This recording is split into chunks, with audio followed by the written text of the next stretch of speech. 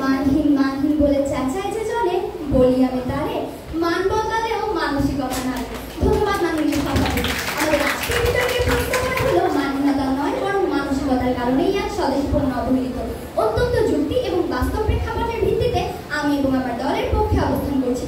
মাননীয় সভাপতি কথায় বলে ভালো মনের মানুষ আর মন্দ মনের মানুষ, অর্থাৎ ভালো মন ভালো মানসিকতা তৈরি করে এবং মন্দ মন মন্দ মানসিকতার জন্ম দেয়। আমার নাচতে না জানলে যেমন উঠোন বাঁকা, ঠিক তেমনি আমার প্রতিপক্ষ দল যখন স্বদেশী পণ্যের অবহেলার কারণ হিসেবে আমাদের নিজেদের মানসিকতাকে দায়ী করতে নারাজ, তখন তারা দায়ী করছে সেই পণ্যের মানকে, কিন্তু বিজ্ঞ প্রতিপক্ষ মানহীনতার জন্য দায়ী মানসিকতার। মাননীয় সভাপতি 2017 সালের 31শে ডিসেম্বর যুগান্তর পত্রিকায় প্রকাশিত হওয়া একটি প্রতিবেদনের তথ্য মতে আমাদের মানসিকতা ভালো না হলে আমরা কখনোই নৈতিক মূল্যবোধ অর্জন করতে পারবো না। তাই আমাদের মানসিকতায় আজ নৈতিকতার অভাবেই স্বদেশী পণ্যের মান খারাপ। কেননা পণ্যের মান খারাপ হওয়ার পেছনে তাই নিম্ন মানসিকতা সম্পন্ন ব্যবসায়ী ও পণ্য প্রস্তুতকারক।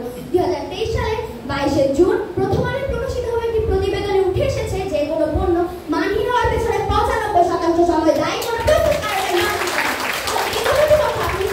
কিভাবে অস্বীকার করছে যে মানসিকতার কারণে পণ্য মানহীন হয় না, যেখানে আমরা দেখছি মানহীন পণ্য ধরা পড়লে সে পণ্যের প্রস্তুতকারক এবং ব্যবসায়ীকে শাস্তি দেওয়া হয়। যদি এই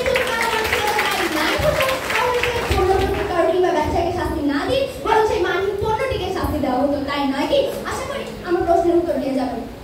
মাননীয় সভাপতি আমার প্রতিপক্ষ দলের প্রথম বক্তা বললেন আমরা নাকি বিদেশি পণ্য দেখলে তার উপর ঝাঁপিয়ে পড়ি। ওই আমার প্রথম বক্তা তো এই কথা বলে যাননি, তাহলে কি তিনি ভুল শুনলেন? প্রশ্ন করতে চাই আমার প্রতিপক্ষ দলকে।